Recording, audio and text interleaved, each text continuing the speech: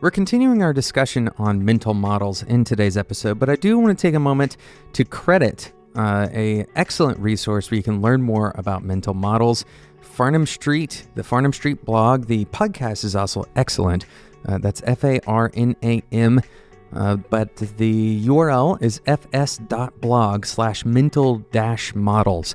That'll likely be in the show notes for this episode as well, fs.blog. There's tons of excellent content on the Farnam Street blog. You can also probably Google Farnam Street mental models. And a lot of these models also can be found by doing a bit of research on Charlie Munger. That's the business partner of the extraordinarily wealthy Warren Buffett. And a lot of these things certainly apply outside of software development. So I encourage you, if you're not a software developer, to still continue listening to this episode and share it with other non-software developers.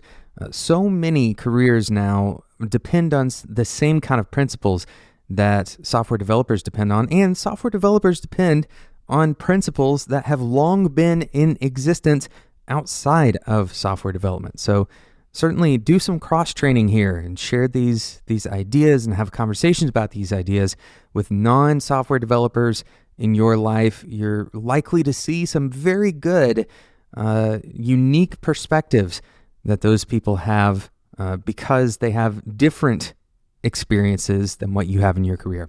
My name is Jonathan Cottrell. You're listening to Developer Tea, and my goal on the show is to help driven developers connect to their career purpose and to do better work so they can have a positive influence on the people around them. In the last episode of Developer Tea, we talked about two mental models. And just a quick reminder, mental models are a way of seeing the world. They're a vantage point. These are not perfect. They're not truth with a capital T.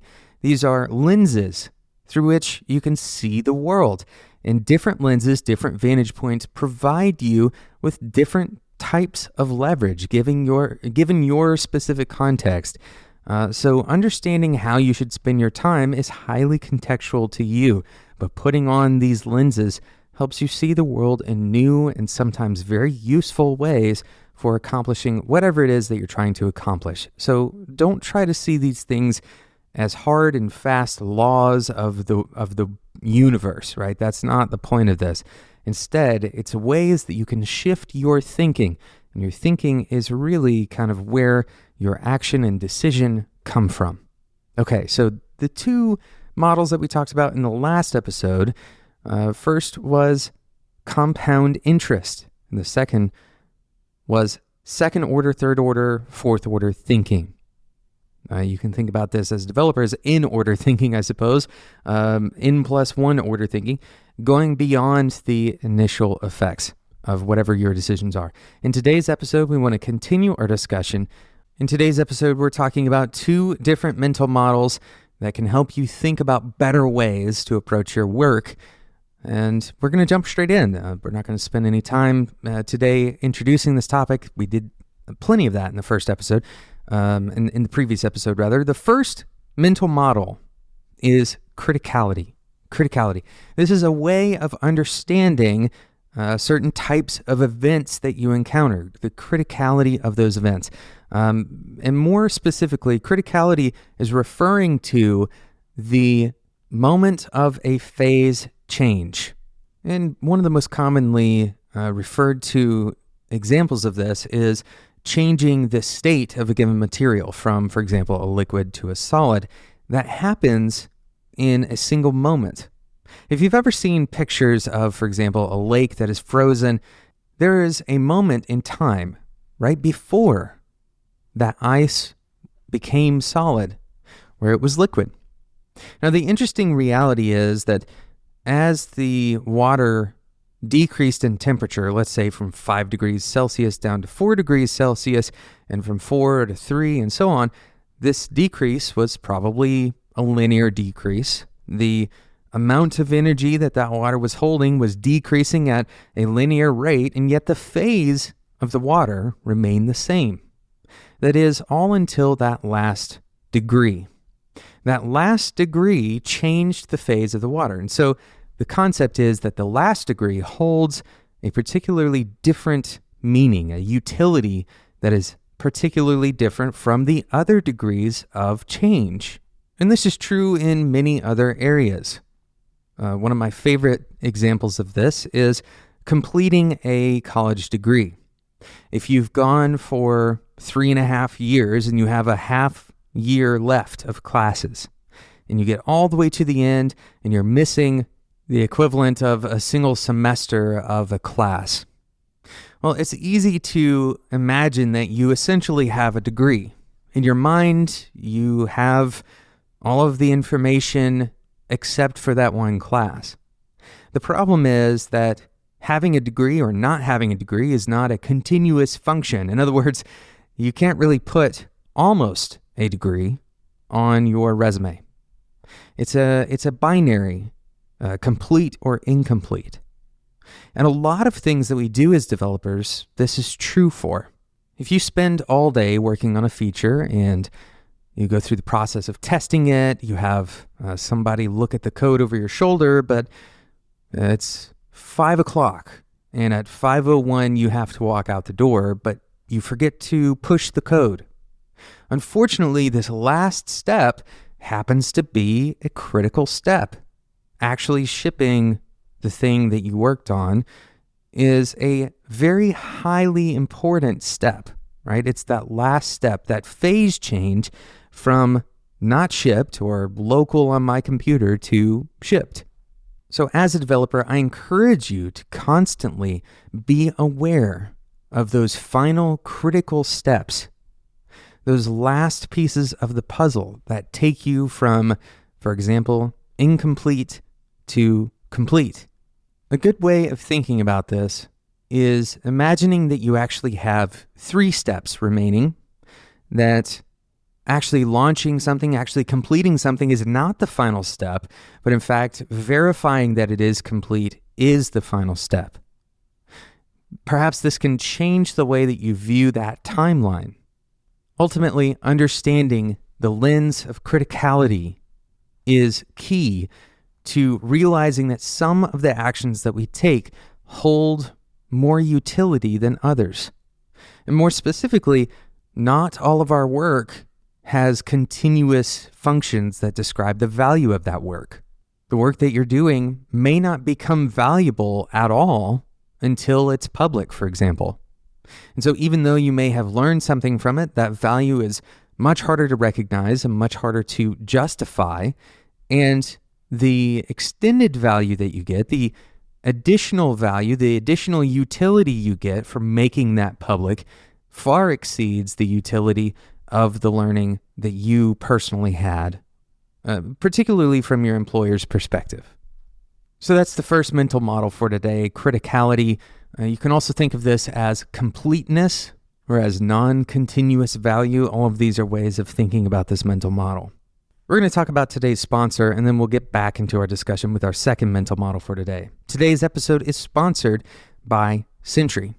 It's very likely that you have code that is broken in your application right this second. And you may not even know where it's going to come from. You may have no idea. And that code can go unnoticed for a long period of time, especially if only a few users are encountering it. And even worse, if users who encounter it leave your product altogether. Relying on those customers to report errors when they're leaving, that's a bad idea. You're kind of treating your customers as an off-site QA team. This is not a good plan, and it's pretty rude to those customers. Ideally, this would be solved with tests. You just cover all your code in tests and then you're good, right? But the problem is you're not going to cover every scenario with tests. Life would be perfect, but it's not reality. Humans are actually pretty bad at writing tests, certainly bad at trying to cover your entire code base. It's just not going to happen. So relying on tests to catch every single bug is a bad plan too. Beyond the fact that we're bad at writing tests that cover all of our code, we're also bad at predicting how people will interact with our code in the future and how external products will interact with our code in the future. Now, this is why Sentry tells you about errors in your code before your customers have a chance to encounter them.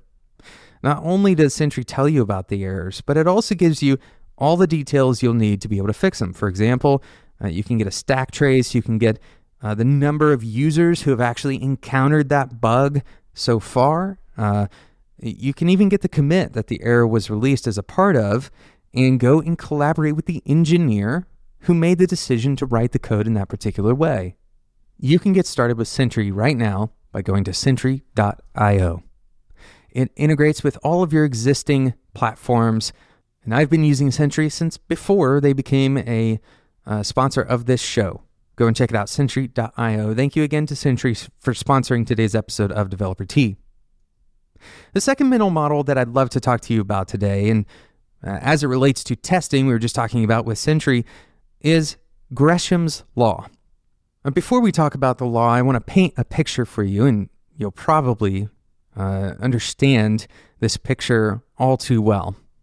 You start working on a code base with a bunch of good developers, conscientious developers, developers who all agree that there should be tests and we should follow a similar code style, that we should have standards for the way that we write our code and standards for the way that we test our code, standards for the way that we deploy our code. You even go through the process of writing those standards up and maybe even setting up some of this stuff, some ways for people to test and ways for people to lint their code. And you start working. You start developing features, and product people come along and they get involved, and sales people and customer service people come along and they get involved. People start using your application, and things are going well, at least at first. Not that you have real customers and money is flowing and you have too many things to do for the amount of time that you have available. People start to cut corners. Where they would have written 4 tests, now they're writing 3. And where they would have written 3 tests, now they're writing 1, or maybe even none. The customer service team is thanking the developers who are moving so quickly. Sales are going through the roof. And even though you have a few late nights here and there because of an unexpected bug, things seem to be still pretty smooth. The problem is that all of those standards that you had in the beginning, they're starting to crack. Things are starting to fall apart. And even though you're profitable, and even though you're shipping features, you can see the signs that you're starting to build up tech debt. You're starting to get into a situation where the code is a little bit harder to read. As new people come onto the team, they're recognizing those problems, and it's taking them longer to onboard. You and other developers begin to be a little bit afraid to change code because it doesn't really have any coverage. You're not really sure how it works, and you weren't the one who wrote it in the first place. So you're constantly having to go and ask the person who wrote that code how it works. Unfortunately, those people start leaving. They start getting different offers at other companies, and now the person who originally wrote that code is gone, and nobody knows how it works. Your company isn't failing, but your sanity is starting to slip away.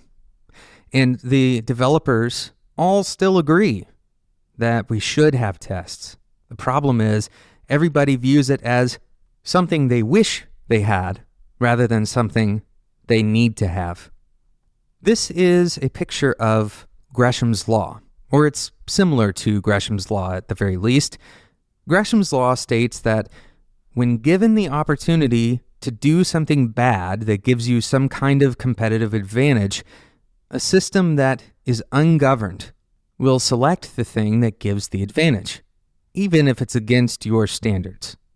In the case of our story of the startup that is increasing their technical debt every day, the competitive advantage is, we're getting things shipped. We're able to sell to more customers because we have more features and we're able to be more responsive. And so this gives us an advantage. And at a personal level, the developers are able to complete tasks faster, able to complete more tasks. And this is a deceptive speed that initially takes hold. The problem that we end up facing is that competitive advantage in the short term is traded for sustainability in the long term. This lens is particularly important to carry as a software engineering manager, as any kind of leader role, but it's also important for the individual developers to carry. And the reason for this is recognizing that it's very likely that if we allow poor practices to result in an advantage for too long, those poor practices will replace our less advantageous good practices.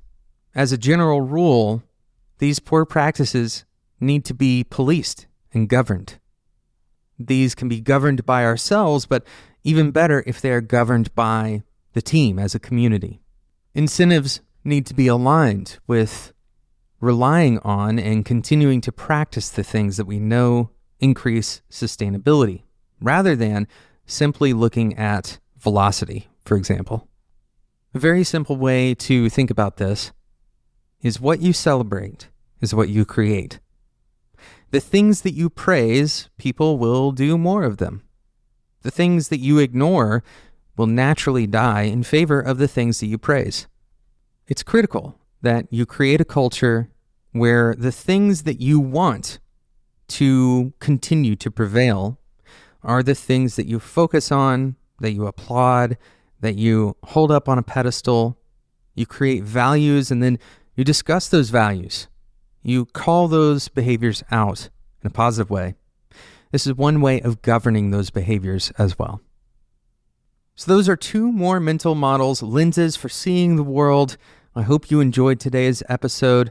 Once again, the first lens was criticality, the idea of moving from one phase to another, and that the phase change and the changes right before the phase change have a higher value, a higher utility, a higher importance than the other moments in that phase change. And the second lens is Gresham's law, the idea that if you have a poor practice that yields an advantage over a good practice, then the good versus bad nature of those practices ends up being lost.